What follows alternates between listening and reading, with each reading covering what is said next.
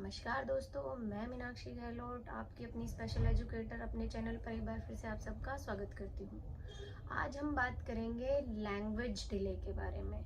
देखिए, बहुत सारे पेरेंट्स के मन में जब अगर बच्चे का स्पीच या लैंग्वेज डिले है तो उनके मन में बहुत सारे क्वेश्चंस होते हैं कि हमारे बच्चे का लैंग्वेज कब आएगा, वो कब बोलना स्टार्ट करेगा, अपनी चीज़ों को कब हमें एक्सप्रेस करके बताएगा कि मुझे ये चाहिए, मुझे इस चीज़ की ज़रूरत है। ऐसे बहुत सारे क्वेश्चंस होते हैं जो पेरेंट्स के मन में होते हैं।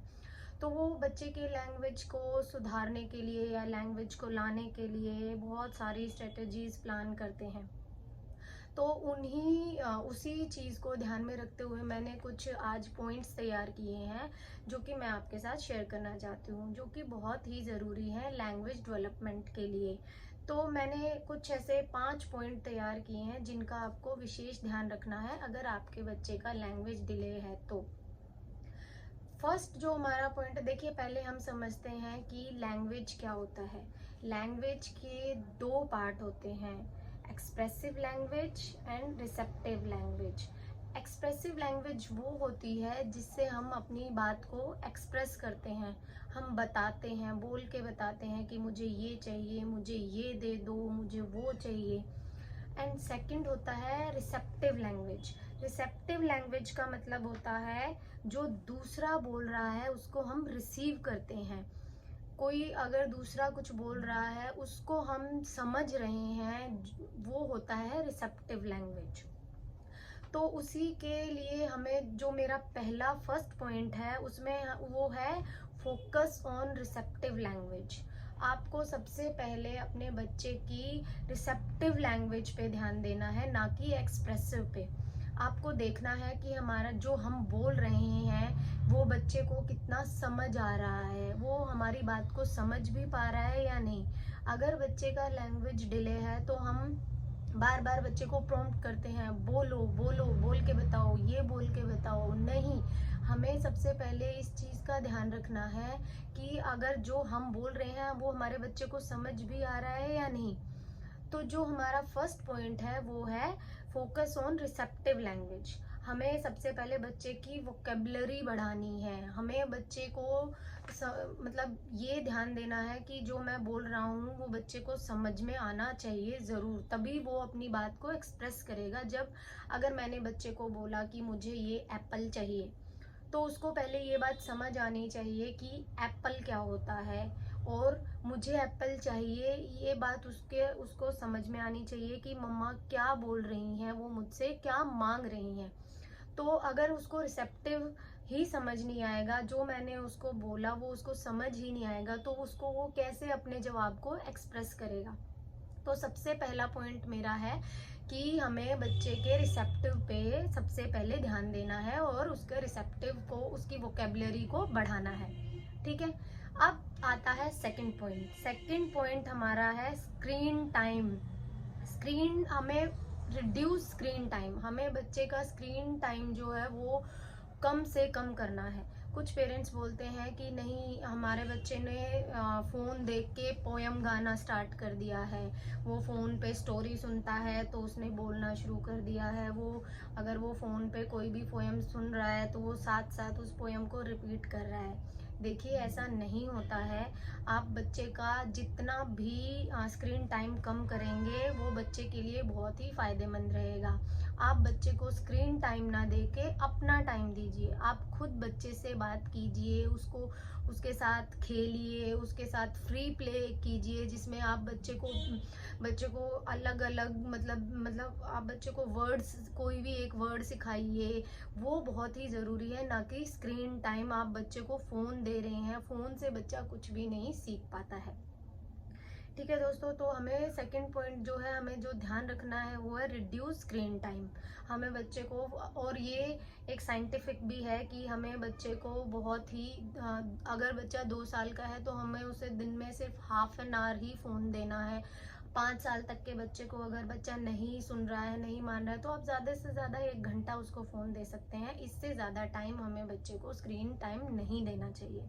ओके, थर्ड जो हमारा पॉइंट है वो है इग्नोर पॉइंटिंग।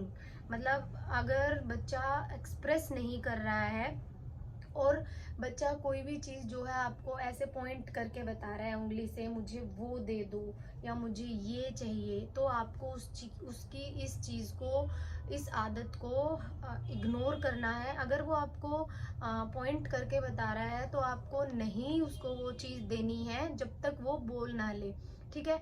इस चीज़ के लिए क्या है कि हमें मतलब दो लोगों की ज़रूरत पड़ेगी।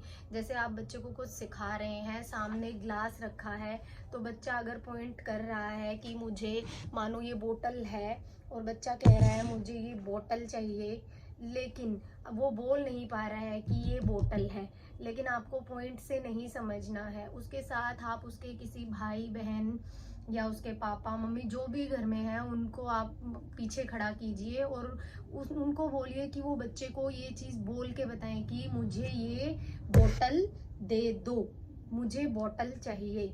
ना कि अगर बच्चा आपको इशारा कर रहा है कि ये बोतल चाहिए और आप उसको बोतल उठा के दे दो। हमें इस चीज़ को बढ़ावा नहीं देना है।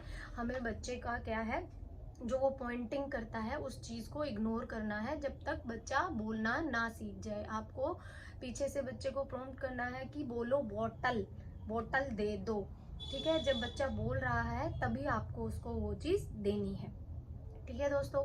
ये था हमारा थर्ड पॉइंट। अब आते हैं फोर्थ पॉइंट की तरफ। जो फोर्थ पॉइंट है मेरा वो है प्ले विद चाइल्ड। आपको अपने बच्चे के साथ खेलना है।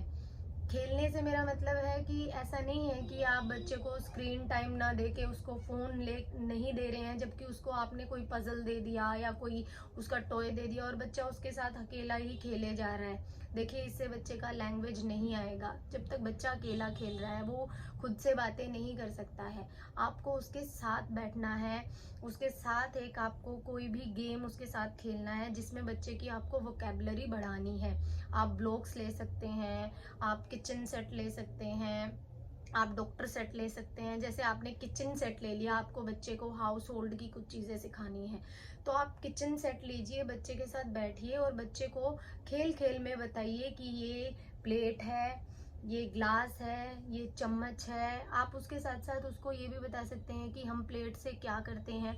अगर बच्चा थोड़ा बहुत भी एक्सप्रेसिव है तो आप बच्चे से भी पूछ सकते हैं कि देखो बेटा, ये ग्लास है, इसमें हम क्या करते हैं। फिर आप उससे प्लेट का पूछ सकते हैं। तो ऐसे आप कुछ भी प्रिटेंड प्ले बच्चे के साथ कर सकते हैं, ठीक है।